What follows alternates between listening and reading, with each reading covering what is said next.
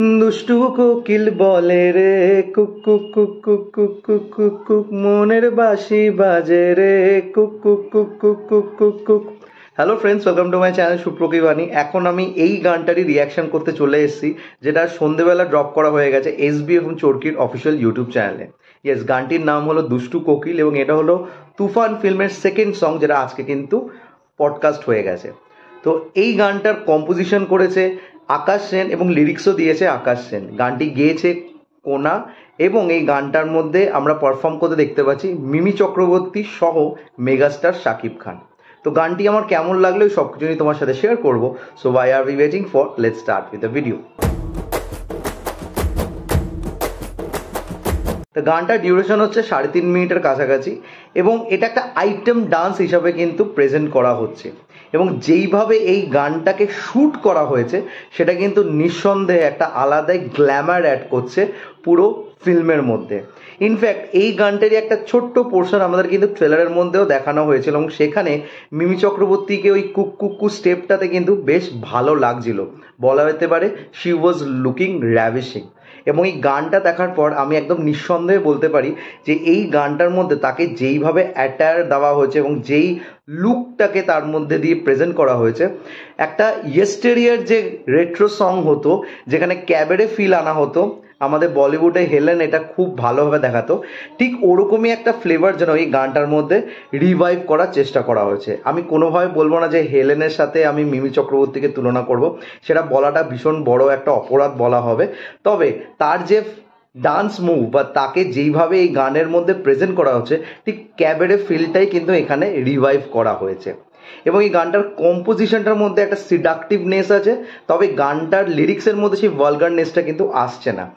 Interestingly গানটার যে কম্পোজিশনটা আছে সেই কম্পোজিশনের মধ্যে একটা অদ্ভুত ক্যাচি ফিল আছে, স্পেশালি ওই হুক লাইনটা।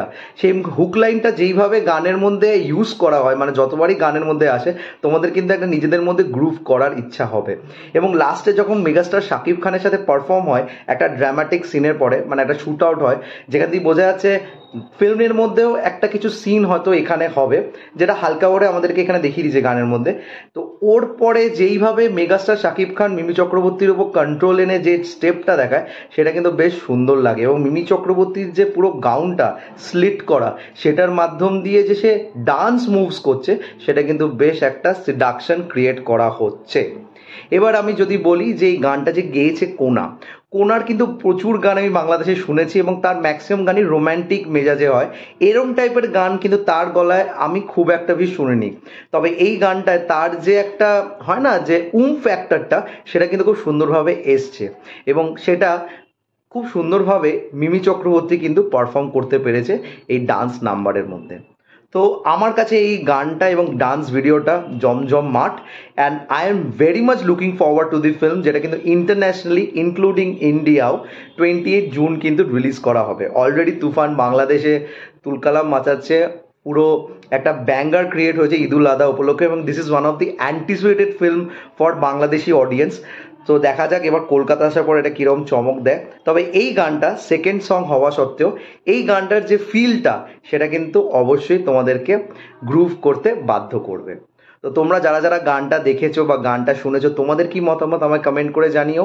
আর যদি আমার এই ভিডিওটা ভালো লেগে থাকে, don't forget to like, share and subscribe my channel. আমার সাথে জুড়ে থাকার জন্য আমাকে ইনস্টাগ্রামে ফলো করতে পারো। ইনস্টাগ্রাম হ্যান্ডেল হলো supro09bit2। I repeat, supro09bit2। Till then, দুষ্টু কোকিল বলে রে কুক কুক কুক কুক কুক কুক।